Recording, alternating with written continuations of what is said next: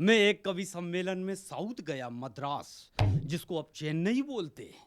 मैंने वहाँ के लोगों से पूछा, मैंने कहा पहले इसका नाम मद्रास था, मद्रास बोलते थे, आप लोगों ने इसका नाम चेन्नई क्यों किया? एक आदमी बोला, जी हमारे यहाँ सब लुंगी पहनता है, उसमें चैन नहीं होता, इसका नाम हमने चेन्नई रख दिए। मैंने कहा मेरे को चैन है, तो बोले चुपचाप सो जाओ।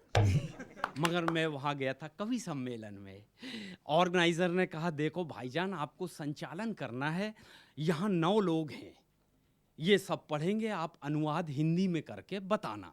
मैंने कहा कितने लोग हैं? बोले 9। इसमें 8 तो हिंदी के कवि हैं, 1 आड़जात है। मैंने कहा ये आड़जात क्या होता? बोले 8 हिंदी के, 1 संस्कृत का है। तो मैंने कहा मुझे क्या करना है? बोले ये संस्कृत में कविता पढ़ेगा, आप हिंदी में बताना। मैं उनको पकड़ के पीछे ले गया स्टेज के। मैंने कहा ये बताओ, सामने जितने लोग बैठे हैं, ऑडियंस बैठी है, क्या इनको संस्कृत आती है? वो बोले नहीं। मैंने कहा तब तो बता देंगे। हाँ, इसमें खतरा ही काय का था, उनको भी नहीं आती, अपने को भी नहीं आती। कॉन्फिडेंस से बात बोलेंगे, जो बोलेंगे सब समझेंगे, हाँ यार अर्थ यही होता है। मैंने उस कवि को खड़े किया, कवि ने डायरी खोला, पहली लाइन पढ़ा, स्त्रियः चरित्रम पुरुषस्य भाग्यम। मैंने थोड़ा सा कान लगाया, रिदम पकड़ा उसकी। उसने पढ़ा स्त्रियः चरित्रम पुरुषस्य भाग्यम। मैंने कहा ये कवि कह रहा है स्त्री का चरित्र देख के पुरुष भाग गया। उसने दूसरी लाइन पढ़ा, न जाना कि देवो कुतु मनुष्यम, न जाना कि देवो कुतु मनुष्यम। मैंने कहा ये कवि कह रहा है उसे देवता नहीं जान पाए, कुत्ता क्या जान पाएगा।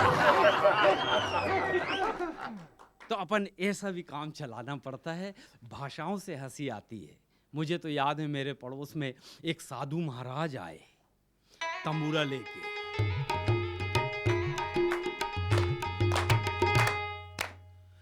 और सीधा पड़ोसन का दरवाजा खटखटा के बोले। अच्छा, मैं छत में खड़ा था, मैं कर रहा था ब्रश। सुबह सुबह मैंने कहा थी साधु महाराज आए।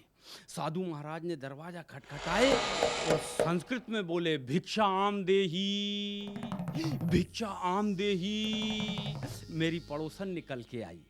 बड़े संस्कारी लोग हैं मेरे पड़ोसी। उस पड़ोसन ने बहुत सम्मान की, महाराज के चरण छूकर बोली, महाराज ये गरम गरम पराठे लाई हूं, खा लो।